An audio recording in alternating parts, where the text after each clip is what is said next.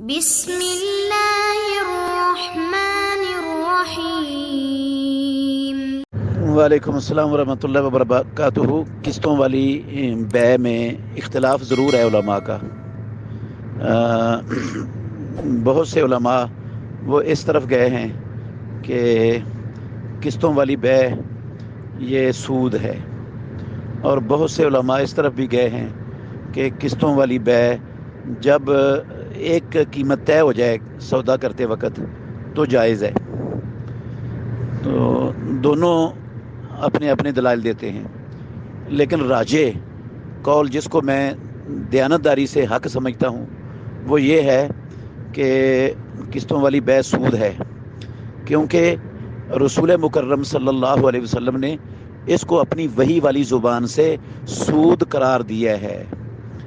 سنن ابو داود کے اندر کتاب البیوع میں حدیث ہے، رسول اللہ صلی اللہ علیہ وسلم نے فرمایا من باع بیعتین فی بیعۃ فلہ اوکسہما فی الربا، جس نے ایک بے میں دو بیعیں کی اس کے لیے وہ کم پر لینی دینی جائز ہے ورنہ سود ہے۔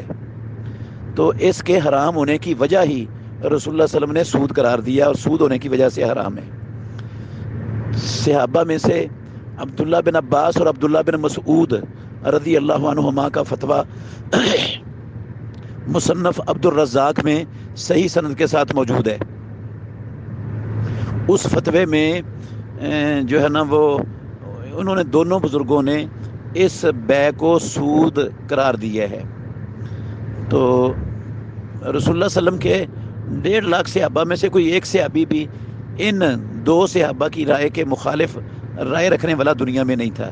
مطلب یہ ہے کہ صحابہ رضوان اللہ علیہ مجمعین کے دور میں اس مسئلے کے اندر کوئی اختلاف تھا ہی نہیں، سارے اس کے سود ہونے پر متفق تھے۔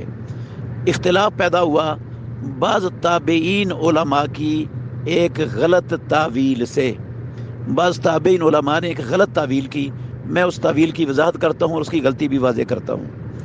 انہوں نے کہا یہ غلط تعویل ہے کہ جب بندہ آپ کے پاس آتا ہے اور آ کر کہتا ہے کہ یہ چیز مجھے چاہیے، آپ اس کو بتاتے ہو نقد اتنے کی ادھار اتنے کی، اور وہ لے کر چلا جاتا ہے، دونوں قیمتوں میں سے کوئی ایک قیمت طے نہیں کرتا تو پھر یہ سود ہے اور حرام ہے۔ اور اگر دونوں قیمتوں میں سے ایک قیمت طے کر لیتا ہے تو پھر یہ جائز ہے اور حلال ہے۔ یہ تعویل اس لیے غلط ہے کہ ان علماء کے نزدیک اس بے کے حرام ہونے کی وجہ دو قیمتوں میں سے ایک قیمت کا طے نہ کرنا ہے، جبکہ رسول مکرم صلی اللہ علیہ وسلم نے اس کی جو ہے نا وہ وجہ سود قرار دیا ہے۔ اب اللہ کے نبی کی وجہ معتبر سمجھی جائے گی یا علماء نے جو وجہ استنباط کی یا نکالی یا اپنے ذہن سے وہ معتبر سمجھی جائے گی؟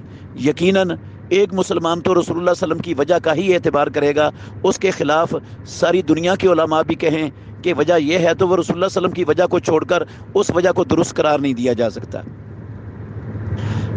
دوسری وجہ یہ ہے اس کے غلط ہونے کی، اس تعویل کے، کہ خریدنے والا آیا ہے، بیچنے والے نے 2 ریٹ بتا دیے اور وہ چیز اٹھا کر چلا گیا۔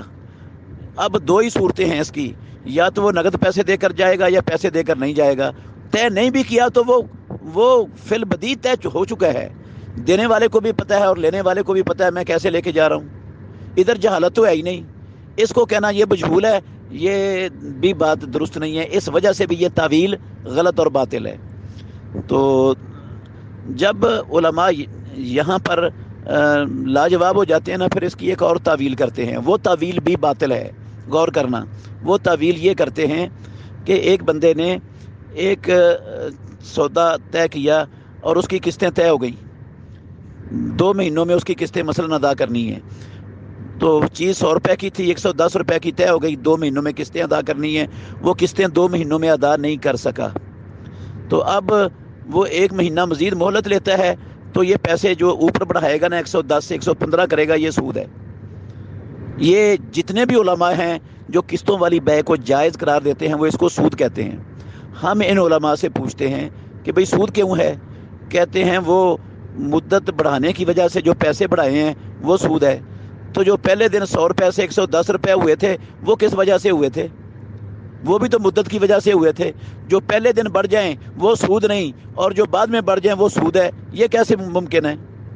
اس لیے یہ تعویل بھی باطل ہے ان علماء کی. اس لیے صحیح راجی اور حق بات یہی ہے کہ قسطوں والی بے حلال نہیں ہے، سود ہے خالص اور حرام ہے بالکل، اور یہ ظلم بھی ہے.